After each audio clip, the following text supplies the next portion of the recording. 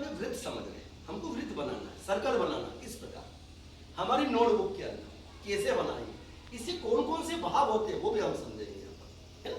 देखो ये हमारी नोटबुक है, ठीक है, और हमको सर्कल बनाना है इसके अंदर।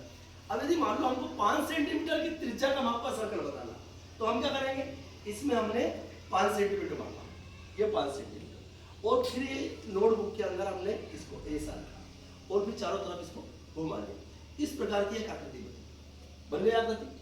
अब ये जो प्रकार की नोक है वो यहाँ पे एक चिन्ह बन गया उससे, इस प्रकार का। यहाँ पर ये वृत्त का केंद्र बिंदु कहलाएगा, ये वृत्त का केंद्र कहलाएगा। और ये जो वृत्त की एक परिधि, ये वृत्त की परिधि, ये वृत्त का केंद्र है, ये वृत्त की परिधि।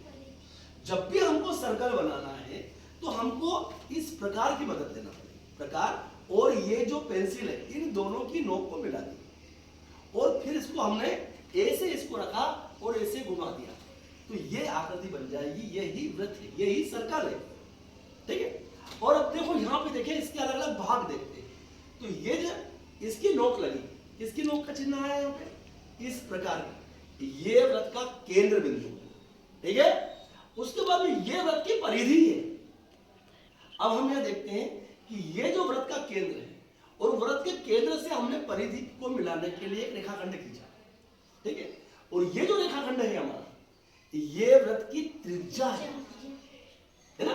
हम भले त्रिज्या को यहां से भी खींचेंगे तो वो जितनी बड़ी ये होगी इतनी बड़ी यहाँ पे, कहीं से भी हम त्रिज्या को खींचेंगे, त्रिज्या हम बनाएंगे।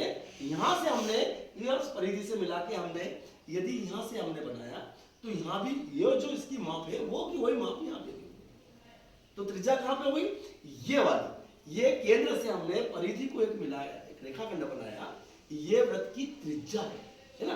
अब हम इस सर्कल को देखते हैं, देखो इसके अंदर कैसा, यहां से परिधि को खींचा, यहां से मिला के इस केंद्र के ऊपर से होकर हमने रेखाखंड खींचा और वापस परिधि को मिला दिया, ये वृत्त का व्यास हो गया। देखो आप इसको देखो, है ना, इसको ये वृत्त का व्यास इसमें समझेंगे और वृत्त की त्रिज्या समझेंगे। देखो यह वृत्त का केंद्र है, ये वृत्त की त्रिज्या है, ये वृत्त की त्रिज्या, ठीक है। इस जियो बोर्ड में भी हम समझ सकते हैं, ये जियो बोर्ड है हमारा, ये इसमें बड़ा वृत्त बना है। देखो इसके अंदर आपको दिखेगा, इसको पकड़ो, है ना, देखो आप इसके अंदर देखो, ये वृत्त बना है, तो ये वृत्त का केंद्र है और यहां से हमने एक रेखाखंड खींचा और वृत्त की परिधि को मिला, ये वृत्त की त्रिज्या हो गई, है ना, ये वृत्त की त्रिज्या, है ना। अब देखो यहां से देखो आप इसको मिलाओ, ये केंद्र के ऊपर से उसे गुजरा हमने, परिधि यहां से भी टिके इसमें मिला दी हमने रेखाखंड, और केंद्र के ऊपर से गुजरा, देखो आप ये देखो यहां से यहां तक यहां मिला है, ये वृत्त का व्यास कहलाता है। व्यास जो है ना वो इस वृत्त को बराबर 2 भागों में बांट देता है, बराबर 2 भागों में बांटता है व्यास।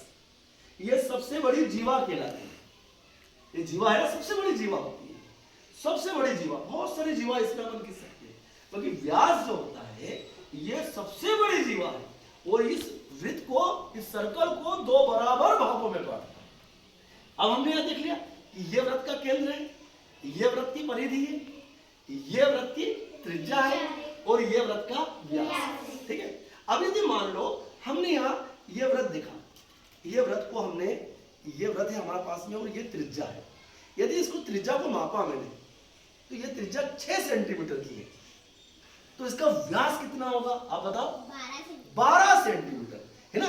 जो वृत्त की त्रिज्या होती है 6 सेंटीमीटर की, 6 सेंटीमीटर की, तो इसका व्यास जो होता है वो दुगना होता है ना। यदि व्यास अपन देखते हैं कि ये व्यास है ना, ये वृत्त का व्यास है, ये देखो आप, ये यदि हमने मापा कि 10 सेंटीमीटर का व्यास मान लो अपन थोड़ी देर के लिए, तो इसकी त्रिज्या कितने की होगी, 5 सेंटीमीटर की त्रिज्या होगी, है ना। व्यास की आधी होती है त्रिज्या और त्रिज्या का दुगना होता है व्यास। कभी भी देखना आपने को, जब भी हम कोई प्रश्न पूछा है कि आपको 4 सेंटीमीटर की त्रिज्या का वृत्त खींचना है आपको, तो आपको ये जो स्केल है, इस स्केल में आपको 4 सेंटीमीटर मापना पड़ेगा, 4 सेंटीमीटर माप लिया, उसके बाद में जैसे आप यहाँ खींचोगे, है ना, और ये आपने बना लिया, एक वृत्त बन गया हमारे सामने, बन गया वृत्त।